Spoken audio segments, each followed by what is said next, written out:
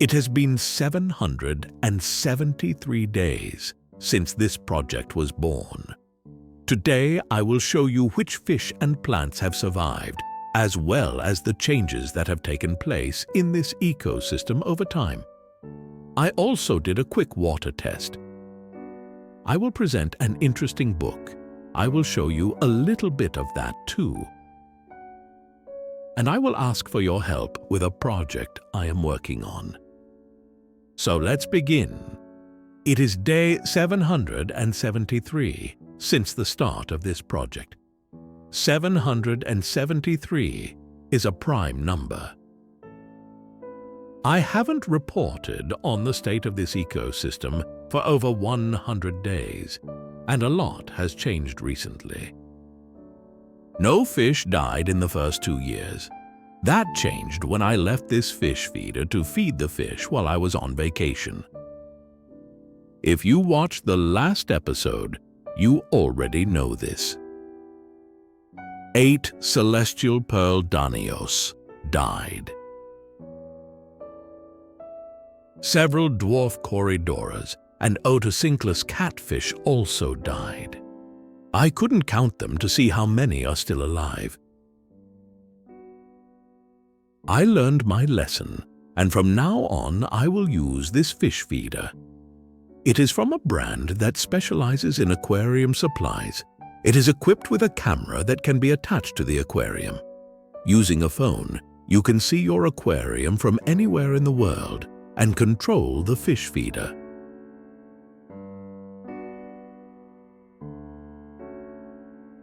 I have resigned myself to the fact that I cannot grow certain species of plants in this aquarium where I do not use carbon dioxide liquid fertilizers, root tabs, or any other type of fertilizer. But plant growth continues in the same strange ritual. There are periods when certain plants are in hibernation. Even for half a year, they don't grow more than an inch, while other plants grow surprisingly fast. Then the plants that were hibernating start to grow, and other plants that used to grow go into hibernation. One such example is this plant. I was sure I would lose this plant because it hadn't grown at all in the last year.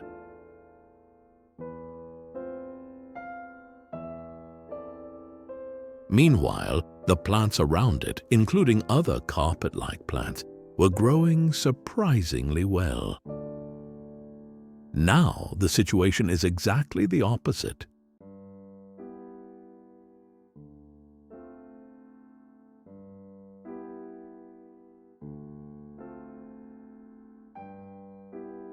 Another example is this plant, Bucephalandra.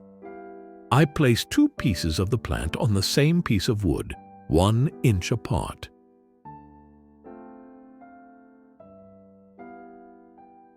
One of them produced several small leaves but did not grow at all.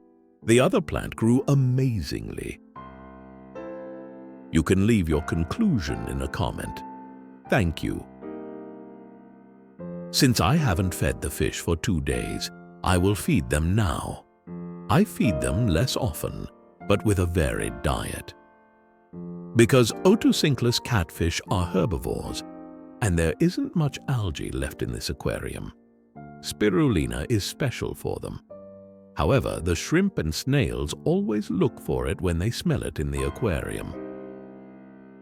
Red cherry shrimp, I don't know why, but you don't see any large specimens anymore.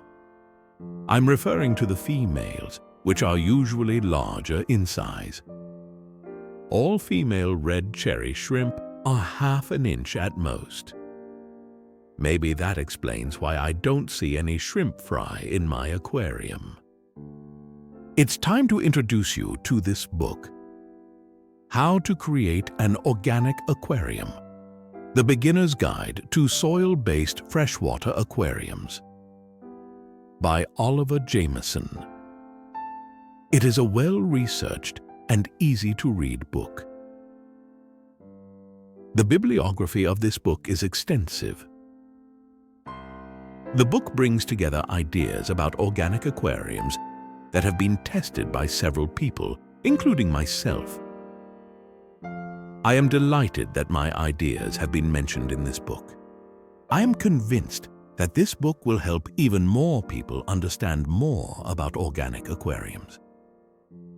If you want a copy of this book, you can download a free digital sample using link below or purchase the full book on Amazon. The link is below the video in the video description. Let's return to the aquarium, where you can see that a biofilm has formed on the surface of the water. This biofilm was caused by the capsules that I added to the aquarium 2 weeks ago.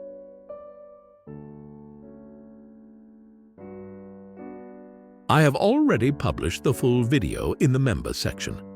Since it is an exclusive video for members, all I can say is that it is not at all what you would expect.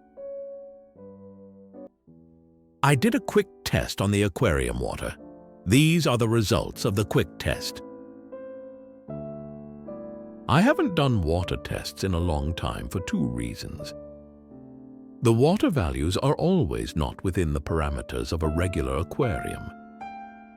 But I think that even in lakes or rivers, the water parameters are not like those in an aquarium. And the next reason is the plants. In an older aquarium of mine, I was growing plants with the addition of carbon dioxide and liquid fertilizers. The plants grew very quickly. But some of the species of plants that I have in this aquarium, I was unable to keep them alive in that older aquarium with all of the fertilizers used. Because the pH value seems low to me, I repeated the test. That 7-in-1 test is not very accurate. The real pH value is somewhere around 8. It is not ideal, but this pH value is stable. And I have known it for a long time in this aquarium.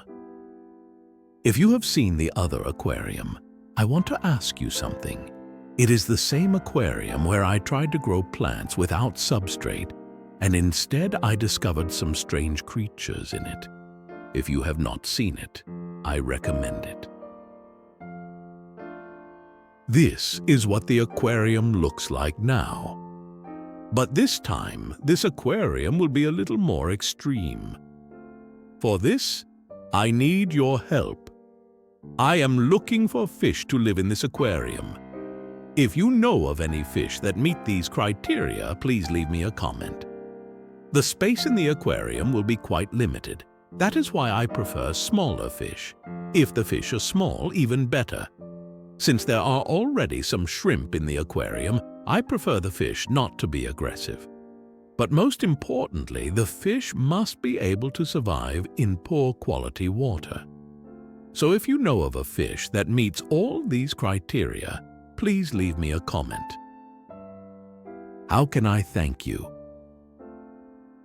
I'll give you my discount codes, which you can use to buy products for your aquarium at a discounted price. One of the discount codes is for all products from Co2, a company specializing in water testing. The other code is for all products from Hygger, a company specializing in a full range of aquarium equipment. I will also leave the codes in the description of this video. Click the like button, and I recommend you watch this.